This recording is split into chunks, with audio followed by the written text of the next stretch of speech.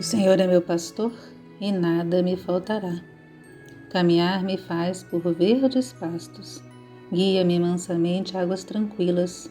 Refrigera minha alma. Guia-me pelas veredas da justiça por amor ao seu nome. Ainda que eu caminhasse pelo vale da sombra da morte, eu não temeria mal algum, porque tu estás comigo. A tua vara e o teu cajado me consolam. Preparas uma mesa perante mim, na presença dos meus inimigos. Unge a minha cabeça com óleo e o meu cálice transborda. Certamente que a bondade e a misericórdia me seguirão todos os dias de minha vida.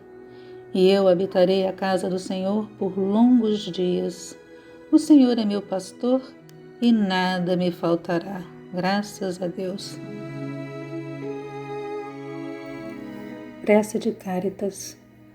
Deus nosso Pai, que sois todo poder e bondade, dai força àqueles que passam pela provação, dai luz àqueles que procuram a verdade. Ponde no coração do homem a compaixão e a caridade. Deus, dai ao viajor a estrela guia, ao aflito a consolação, ao doente o repouso. Pai, dai ao culpado o arrependimento, ao espírito a verdade, à criança o guia e ao órfão, Pai. Que a vossa bondade se estenda sobre tudo o que criastes. Piedade, Senhor, para aquele que não vos conhece, e esperança para aqueles que sofrem. Que a vossa bondade permita aos Espíritos Consoladores derramarem por toda parte a paz, a esperança e a fé. Deus, um raio, uma faísca do vosso amor pode abrasar a terra.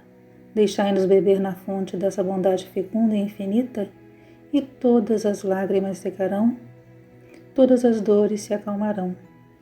Um só coração, um só pensamento subirá até vós, como um grito de reconhecimento e de amor. Como Moisés sobre a montanha, nós vos esperamos com os braços abertos. Ó bondade, ó beleza, ó perfeição, e queremos de alguma sorte merecer a vossa misericórdia. Deus, dai-nos a força de ajudar o progresso, a fim de subirmos até vós. Dai-nos a caridade pura, dai-nos a fé e a razão. Dai-nos a simplicidade, Pai, que fará de nossas almas o espelho onde se refletirá a vossa divina imagem. Que assim seja.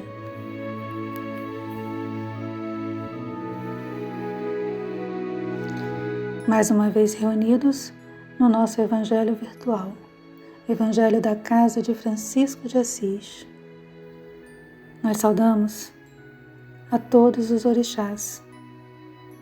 E nesse mês em especial, nós saudamos a Xangô. Saudamos a lei maior, a lei da justiça divina. Saudamos a lei do amor.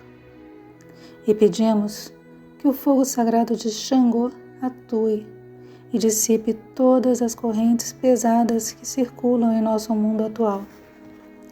Que a lei de ação e reação se faça e que Xangô, com seu fogo divino, nos ilumine e nos liberte de todos os enganos que ainda escravizam as nossas consciências.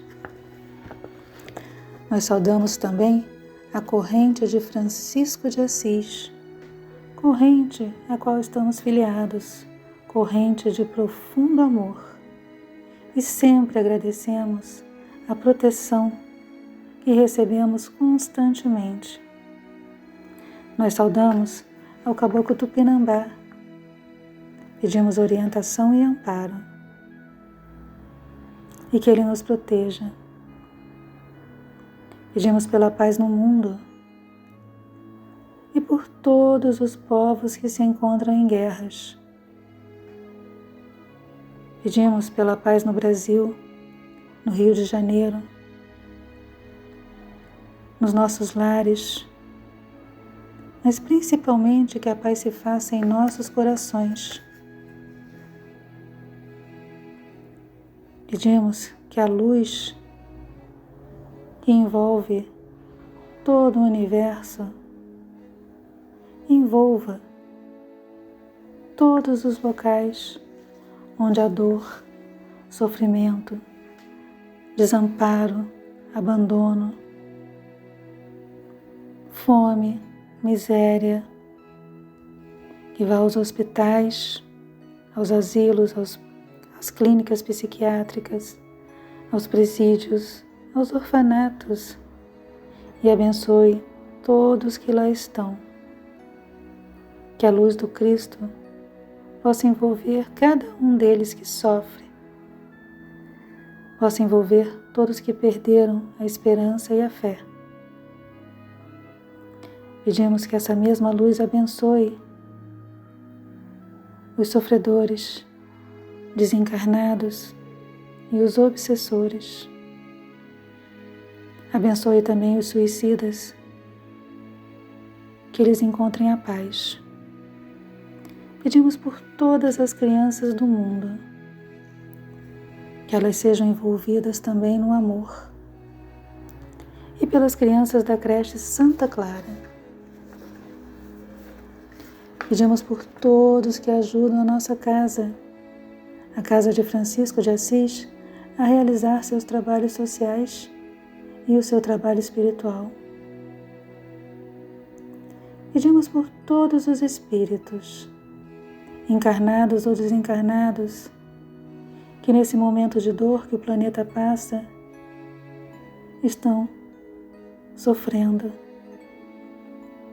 Que todos os nomes que estão em nossa mente sejam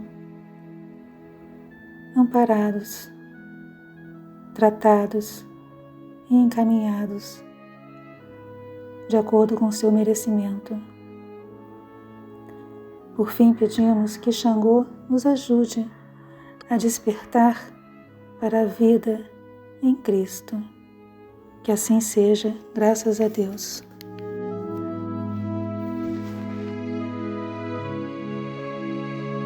Do Evangelho segundo o Espiritismo de Allan Kardec, capítulo 17. Sede perfeitos, caracteres da perfeição. Amai os vossos inimigos, fazei o bem aos que vos odeiam e orai pelos que vos perseguem e caluniam. Porque se somente amardes os que vos amam, que recompensa tereis disso? Não fazem assim também os publicanos?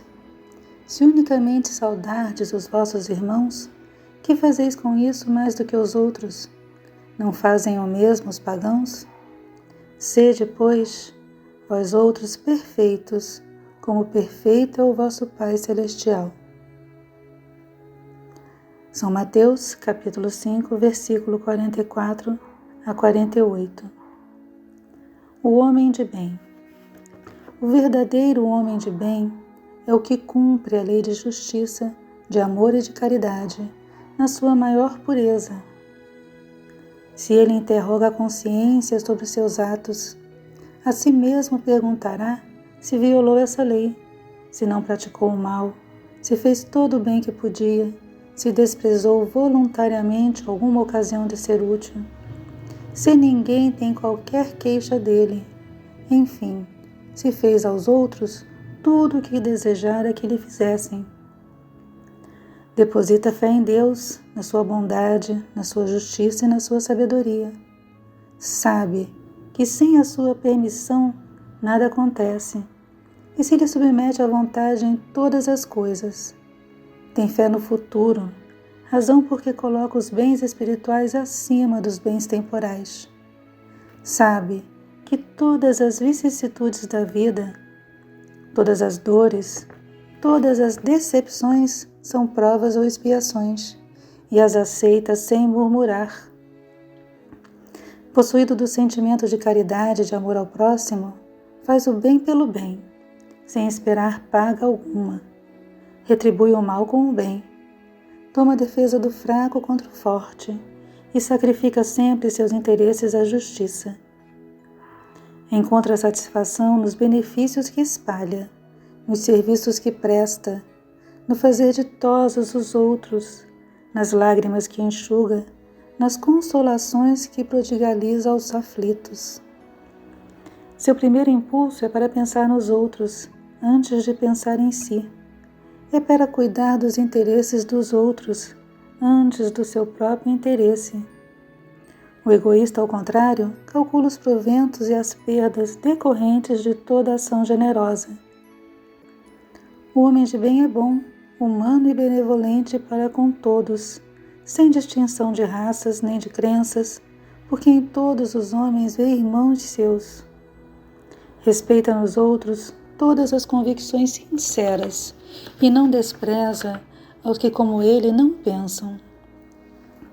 Em todas as circunstâncias toma por guia a caridade, tendo como certo que aquele que prejudica a outros com palavras malévolas, que fere com o seu orgulho, o seu desprezo, a suscetibilidade de alguém, que não recua à ideia de causar um sofrimento, uma contrariedade, ainda que ligeira, quando a pode evitar, falta o dever de amar o próximo e não merece a clemência do Senhor. Não alimenta ódio nem rancor, nem desejo de vingança. A exemplo de Jesus, perdoa e esquece as ofensas, e só dos benefícios se lembra, por saber que será perdoado conforme houver perdoado. É indulgente para as fraquezas alheias, porque sabe que também necessita de indulgência, e tem presente essa sentença do Cristo: atira-lhe a primeira pedra aquele que se achar sem pecado. Nunca se compraz em rebuscar os defeitos alheios, nem ainda em evidenciá-los. Se a isso se vê obrigado, procura sempre o bem que possa atenuar o mal. Estuda suas próprias imperfeições e trabalha incessantemente em combatê-las. Todos os esforços emprega para poder dizer no dia seguinte que alguma coisa traz em si de melhor do que na véspera. Não procura dar valor ao seu espírito, nem aos seus talentos, a expensas de outrem. Aproveita, ao revés, todas as ocasiões para fazer ressaltar o que seja proveitoso aos outros. Não se envaidece da sua riqueza, nem de suas vantagens pessoais, por saber que tudo que lhe foi dado pode ser-lhe tirado. Usa, mas não abusa dos bens que lhe são concedidos, porque sabe que é um depósito de que terá de prestar contas, e que o mais prejudicial emprego que lhe pode dar é o de aplicá-lo à satisfação de suas paixões. Se a ordem social colocou sob o seu mando outros homens, trata-os com bondade e benevolência, porque são seus iguais perante Deus. Usa da sua autoridade para lhes levantar o moral e não para os esmagar com seu orgulho. Evita tudo quanto lhes possa tornar mais penosa a posição subalterna em que se encontram.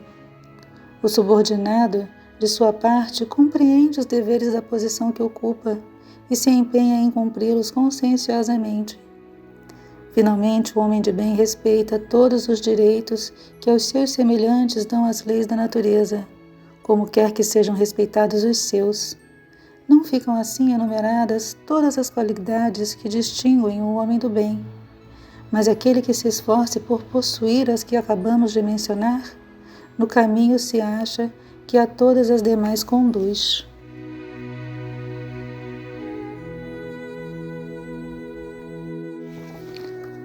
Mais uma vez, o Evangelho nos convida a pensar. Vamos então refletir sobre o homem de bem, descrito no texto.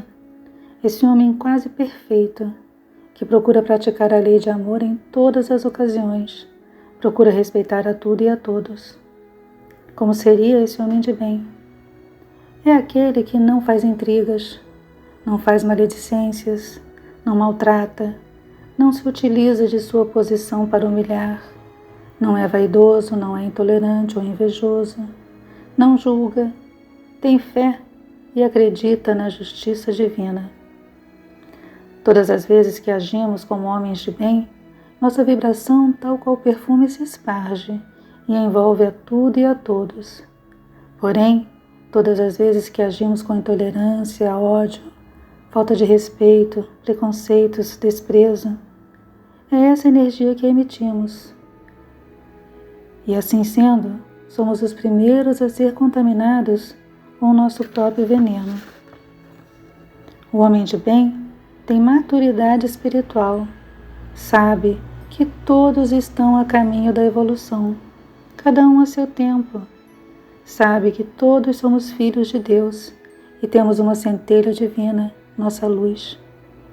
Que despertar essa luz é fazer a autotransformação, reparando se agimos como homens de bem, os mensageiros da paz, do amor e do respeito, ou se agimos como mensageiros das trevas, aqueles que levam a discórdia, a revolta, a intolerância, o preconceito. Nesse mês, nós homenageamos Xangô, orixá que comanda a nossa casa, orixá ligado à justiça divina. E a justiça divina é a lei de causa e efeito em ação. Sabemos que todos os nossos atos têm consequências, boas ou más. Vivemos a pedir justiça. Justiça, meu Pai. Mas muitas vezes, ao pedir a justiça, na realidade estamos pedindo que nossas vontades sejam satisfeitas. Pedimos que aquele que nos atrapalha seja punido com rigor. Queremos talvez não justiça, mas vingança. De acordo com esse comportamento, como pedir o que ainda não merecemos? Como pedir a justiça a Xangô, se ainda não praticamos a justiça e a igualdade para com todos? Então, antes de pedir, vamos verificar se estamos agindo como esse homem de bem, que sabe que o Pai Maior só nos dá aquilo que é para a nossa evolução. Muito mais poderíamos falar sobre o homem de bem, mas vamos frisar a questão para o nosso entendimento. Somos e agimos como homens de bem? Terminamos esse evangelho pedindo que o campo vibratório de Xangô nos envolva, trazendo compreensão e sabedoria para todos nós. Que assim seja.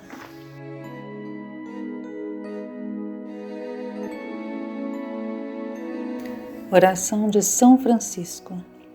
Senhor, faz de mim um instrumento da sua paz. Onde houver ódios, faz com que eu leve o amor.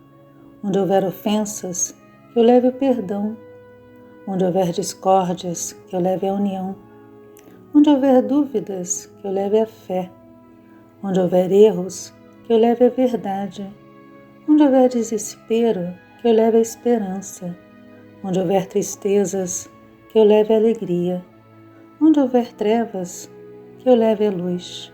Ó Mestre, faz com que eu procure mais consolar que ser consolado, compreender que ser compreendido, amar que ser amado, pois é dando que se recebe, e é perdoando que se é perdoado, e é morrendo que se nasce para a vida eterna.